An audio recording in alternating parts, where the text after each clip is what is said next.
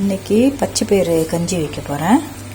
அதுக்கு வந்து முழு பச்சை பயிரும் உடச்ச பச்சை பயிரும் ஊற வச்சு வச்சுருக்கேன்.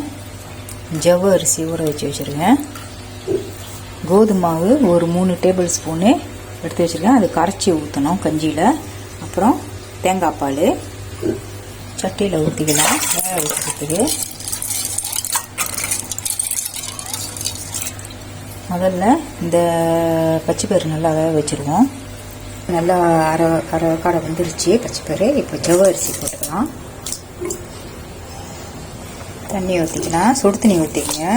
வெந்துட்டோன்னே சுடு தண்ணியில் வெந்துட்டோன்னு வந்து பச்சை தண்ணி ஊற்றக்கூடாது, சுடு தண்ணி தான் ஊற்றணும். நல்லா ஜவ்வ அரிசியும் வேவிட்டோம். பண்டான் லீஃப் போட்டுக்கலாம்.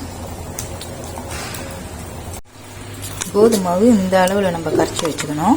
இது என்னத்துக்குனாக்கா கஞ்சி வந்து கொஞ்சம் திக்கு கொடுக்கறதுக்கு. அப்படி இல்லைனாக்கா நீங்கள் என்ன செய்யலாம், நல்லா கிராஸாக பிணைஞ்சி சின்ன சின்ன உருண்டையாக நீங்கள் பிடிச்சி வச்சுக்கிட்டு அப்புறம் கஞ்சியில் நீங்கள் கூட போடலாம். அது வந்து நம்ம வீட்டில் யாரும் சாப்பிட மாட்டாங்க. ஸோ நான் அந்த மாதிரி கரைச்சி விட்டு போகிறேன். கருப்பு சீனி வடிகட்டிக்கலாம்.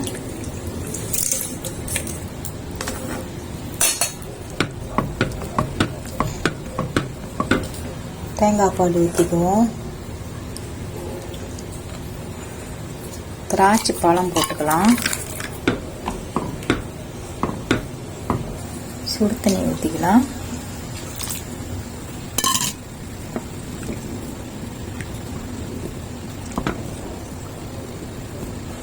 உப்பு 1 டீஸ்பூன்.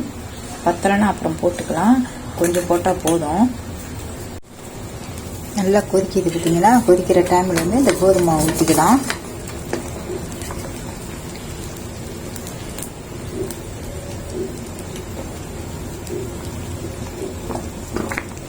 நான் கருப்பு சீனி ஒட்டி தான் போட்டிருக்கேன். உங்களுக்கு சீனி பத்தலைன்னா நீங்கள் ஒயிட் சுகரோ ப்ரௌன் சுகர் கூட போட்டுக்கலாம்.